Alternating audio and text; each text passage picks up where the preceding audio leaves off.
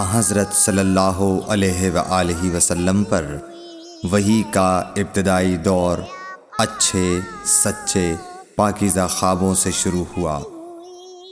آپ خواب میں جو کچھ دیکھتے وہ صبح کی روشنی کی طرح صحیح اور سچا ثابت ہوتا۔ پھر من جانب قدرت آپ تنہائی پسند ہو گئے اور آپ نے غار حرا میں خلوت نشینی اختیار فرمائی اور کئی دن اور رات وہاں مسلسل عبادت اور یاد الہی و ذکر میں مشغول رہنے لگے۔ جب تک گھر آنے کو دل نہ چاہتا توشہ ہمراہ لیے ہوئے وہاں رہتے۔ توشہ ختم ہونے پر ہی اہلیہ محترمہ حضرت خدیجہ رضی اللہ تعالی عنہا کے پاس تشریف لاتے اور کچھ توشہ ہمراہ لے کر پھر وہاں جا کر خلوت گزین ہو جاتے۔ یہی طریقہ جاری رہا یہاں تک کہ آپ پر حق منکشف ہو گیا اور آپ غار حرا ہی میں قیام پذیر تھے کہ اچانک حضرت جبرائیل علیہ السلام آپ کے پاس حاضر ہوئے اور کہنے لگے کہ اے محمد پڑھو۔ آپ فرماتے ہیں کہ میں نے کہا کہ میں پڑھنا نہیں جانتا۔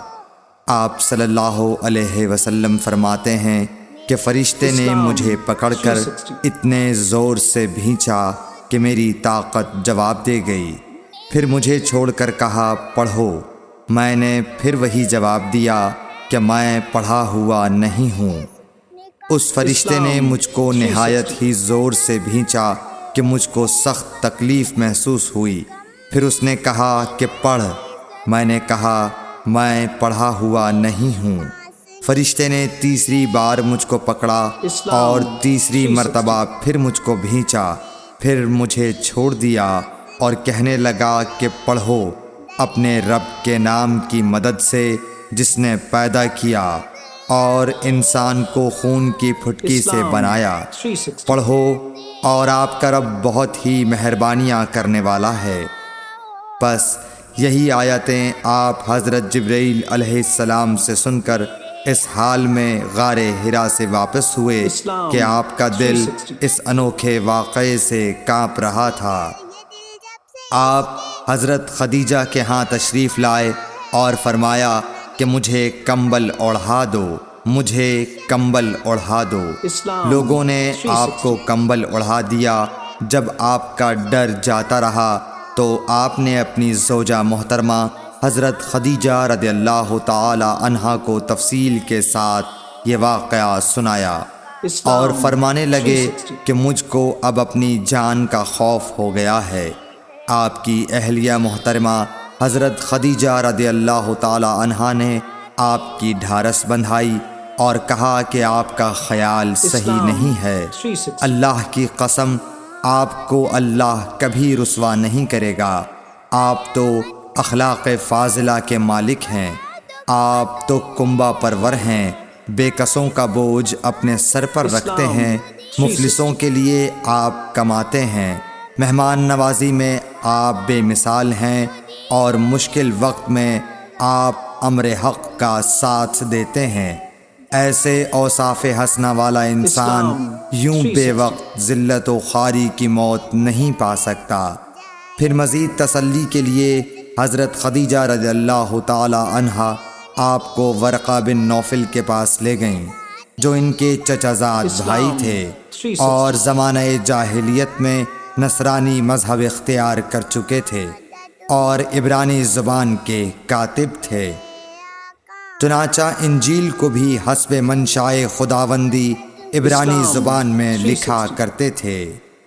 انجیل سریانی زبان میں نازل ہوئی تھی، پھر اس کا ترجمہ عبرانی زبان میں ہوا۔ ورقہ اسی کو لکھتے تھے۔ وہ بہت بوڑھے ہو گئے تھے، یہاں تک کہ ان کی بینائی بھی رخصت ہو چکی تھی۔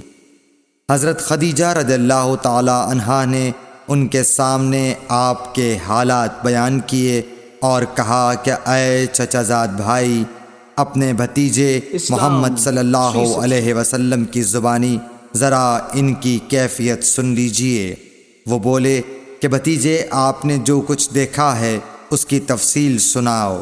چنانچہ آپ صلی اللہ علیہ وآلہ وسلم نے از اول تا آخر پورا واقعہ سنایا، جسے سن کر ورقہ بے اختیار ہو کر بول اٹھے کہ یہ تو وہی ناموس معزز رازدان فرشتہ ہے جسے اللہ نے حضرت موسیٰ علیہ السلام پر وحی دے کر بھیجا تھا۔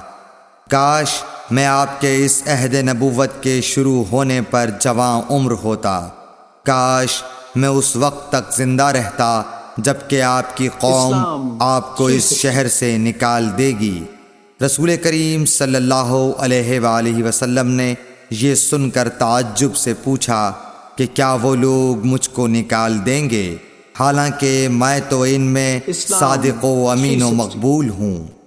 ورقہ بولا، ہاں یہ سب کچھ سچ ہے، مگر جو شخص بھی آپ کی طرح امر حق لے کر آیا لوگ اس کے دشمن ہی ہو گئے ہیں۔ اگر مجھے آپ کی نبوت کا وہ زمانہ مل جائے تو میں آپ کی پوری مدد کروں گا، مگر ورقہ کچھ دنوں کے بعد انتقال کر گئے، پھر کچھ عرصے تک وحی کی آمد موقوف رہی۔ صحیح بخاری حدیث نمبر 3۔